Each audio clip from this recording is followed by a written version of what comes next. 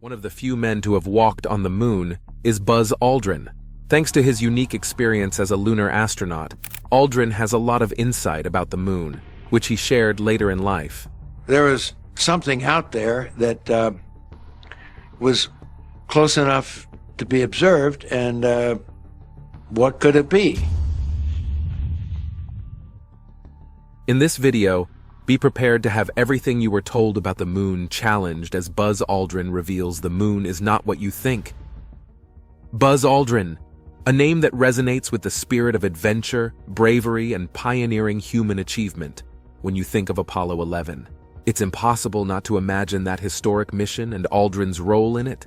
This was a man who walked on the moon, who danced with the stars, and who became an embodiment of humanity's quest to venture beyond our earthly boundaries. Aldrin brought to Apollo 11 an impeccable blend of academic brilliance and military precision. With a PhD from MIT, his knowledge of rendezvous techniques was pivotal to the mission's success, and when NASA needed expertise, Aldrin was their man. But let's not just dwell on his intellectual prowess. Buzz was also an ace fighter pilot, having flown combat missions during the Korean War. Talk about an action hero. On board Apollo 11, Aldrin was the lunar module pilot. And while this title might seem limited in scope, its significance cannot be overstated. It was Aldrin's responsibility to manage the complex systems of the lunar module, aptly named Eagle, ensuring it could land on the moon's surface and then ascend back to rendezvous with the command module. Every switch, every light, every piece of data was under Aldrin's vigilant eye. His role was the linchpin between mission success and potential catastrophe. And then came the moment we all hold our breaths for. Even decades later, the descent to the moon. As the Eagle separated from the command module, guided by Aldrin's hands and sharp mind, it made its historic journey to the lunar surface. The challenges were plenty. A navigation computer sounding alarms, boulders on the landing site, and fuel running precariously low. But Aldrin, along with Armstrong, managed these challenges with a calmness that defied belief, making split-second decisions that would ultimately ensure their safe landing on the moon's sea of tranquility. After Armstrong's iconic "one small step" declaration, Buzz Aldrin followed, becoming the second human ever to set foot on the lunar landscape. As he descended the ladder and touched the moon's surface, he described the view as magnificent desolation. His poetic words encapsulated the surreal beauty and barrenness of this alien world. On the moon, Buzz set up experiments, planted the American flag, and even found a moment of spiritual reflection, partaking in a symbolic act of communion on the moon. Don't forget, he was both a scientist and a humanist, engaging in activities that showcased the blending of rigorous technical endeavor with profound human experience. Aldrin's interactions with the moon were not limited to just walking and working. He even playfully showcased what it was like to move in the moon's reduced gravity. He hopped, he skipped.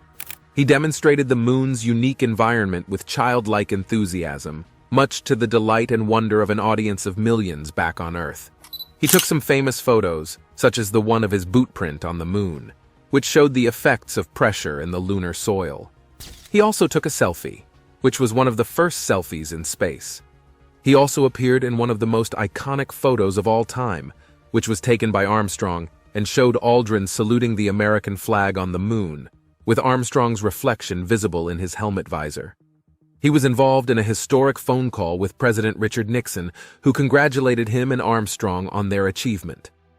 Nixon called them the two most famous men in all history and said that they had made a giant leap for mankind. He re-entered the lunar module after Armstrong and prepared for the ascent. He activated a switch that sent an electric current to ignite the ascent engine, which lifted them off from the moon. He then docked with Michael Collins, who was orbiting the moon in the command module Columbia.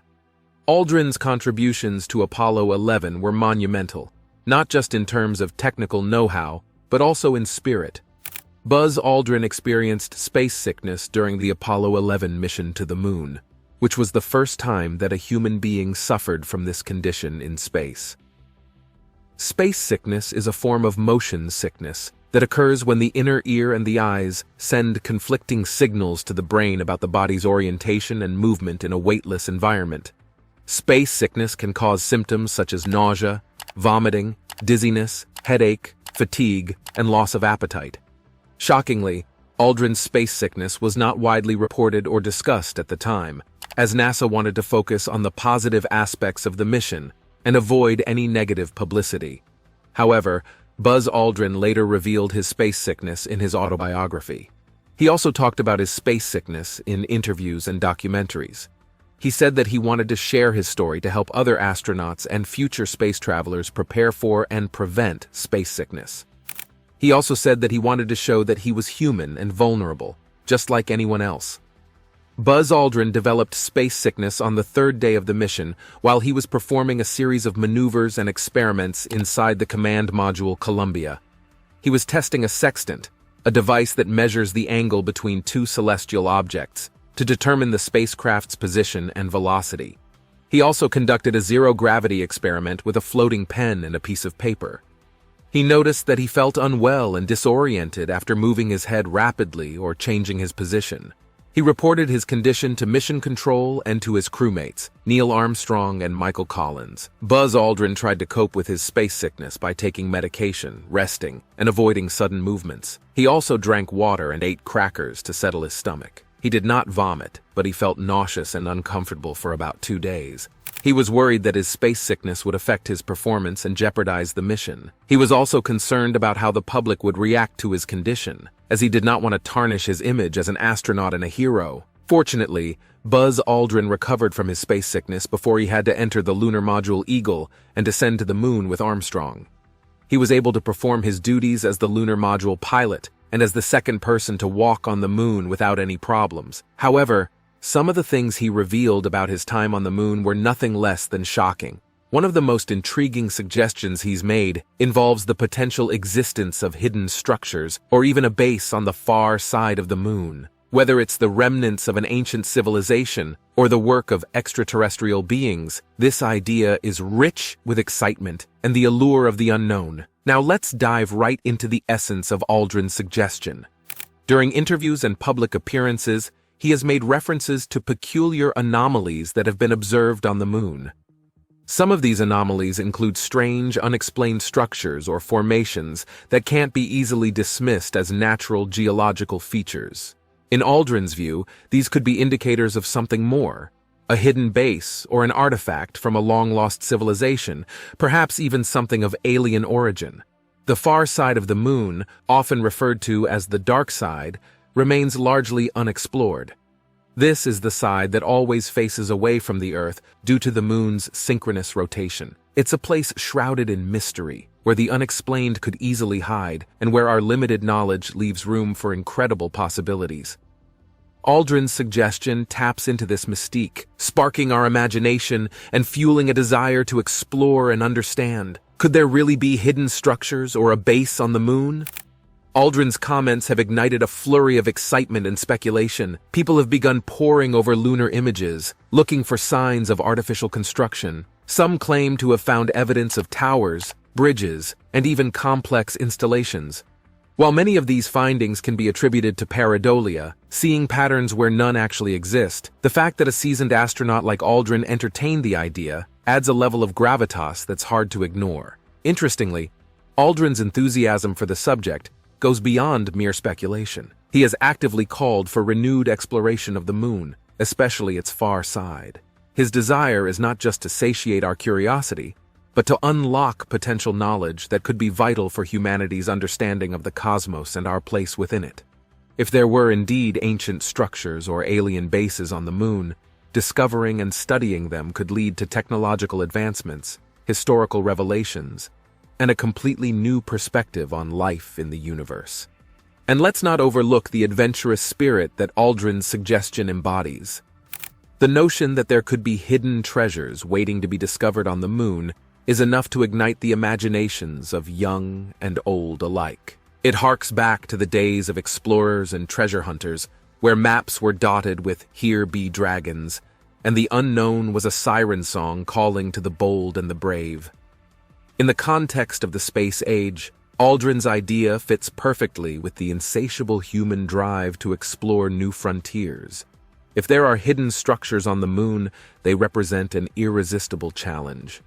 What are they? Who built them? How old are they?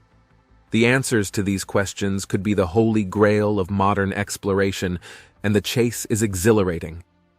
Aldrin's call for exploration and investigation is a rallying cry for curiosity, adventure, and the pursuit of knowledge. It's a statement that resonates with those who refuse to believe that we have uncovered all there is to know about our universe. It's a spark that lights the fire of imagination in scientists, explorers, and dreamers alike. However, when it comes to tales of mystery and wonder from outer space, few incidents capture the imagination quite like Aldrin's account of seeing a peculiar object during the historic Apollo 11 mission to the moon. It was July 1969, and all eyes were on the Apollo 11 mission. Armstrong, Collins, and Aldrin were the trio representing humanity's efforts to land on the moon for the very first time. As they hurtled through the vastness of space in their command module, Aldrin saw something that would spark debates, inspire countless theories, and fuel the fires of our cosmic curiosity for decades to come. Peering out of the window, Aldrin caught sight of a peculiar object floating alongside them. It wasn't just a fleeting glimpse either. This thing was positively there, tangible, and very much real. The object wasn't a part of their spacecraft, nor was it any recognizable space debris. It moved in such a way that it seemed to be under some sort of control, rather than simply tumbling aimlessly. What made this sighting especially riveting was not just the mere existence of the object, but the caliber of the witness. Remember, Aldrin wasn't just an average Joe with a casual claim. He was an astronaut, a man of science, trained to observe and report with accuracy and precision. This was a man who had undergone countless hours of training, simulations, and tests to ensure that when the time came, he would be ready to document every aspect of the mission. Imagine being thousands of miles from Earth, in the great dark void of space, and seeing something unexplained right outside your window. The natural question that would pop into anyone's mind would be, what on Earth, or rather, what off Earth is that? This is what Aldrin and his crewmates must have wondered. To add to the plot, the astronauts on board Apollo 11 were hesitant to immediately inform Mission Control about the strange sighting. They first opted to inquire indirectly about the location of the stage of the Saturn V rocket they had detached from earlier. This was to ascertain if what Aldrin was observing could be this discarded component. The response confirmed that the stage in question was 6,000 miles away. So whatever Aldrin was watching was definitely not that. Speculation about the object was rife. Was it an optical illusion? A reflection of some internal piece of the spacecraft? Or, as many enthusiasts dared to ask, was it evidence of some other intelligent entity taking a keen interest in humanity's first journey to the moon? To make the event even more intriguing, this wasn't a narrative that Aldrin shied away from after returning to Earth. Instead, he spoke openly about it in interviews.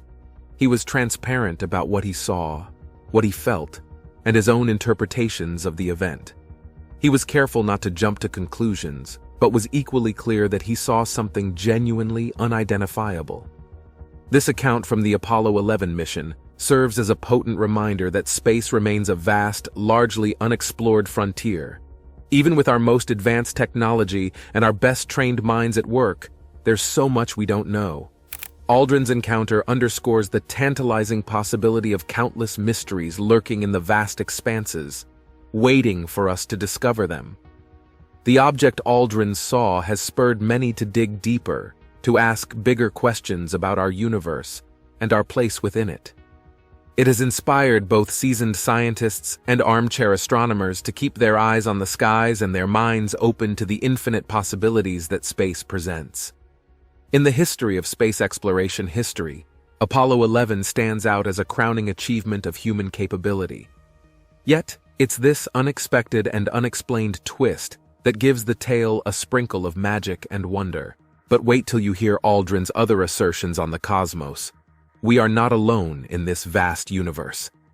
When you pause and consider the staggering vastness of the universe, it becomes almost absurd to think that Earth is the only haven for life.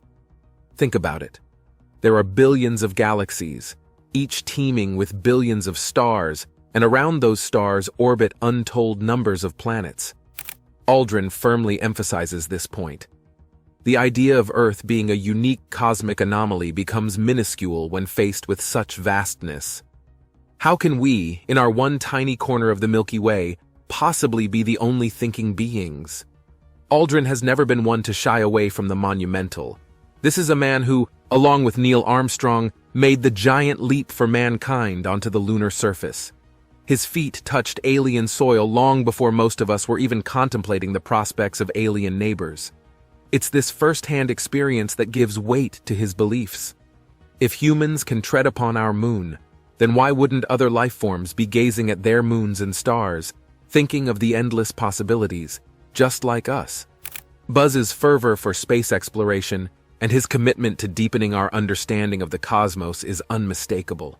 He's lived and breathed the alien, the otherworldly, the cosmic unknowns, and emerged with a conviction that echoes through the very fabric of space-time. We are not the only ones here. Now let's dive deeper into this cosmic perspective.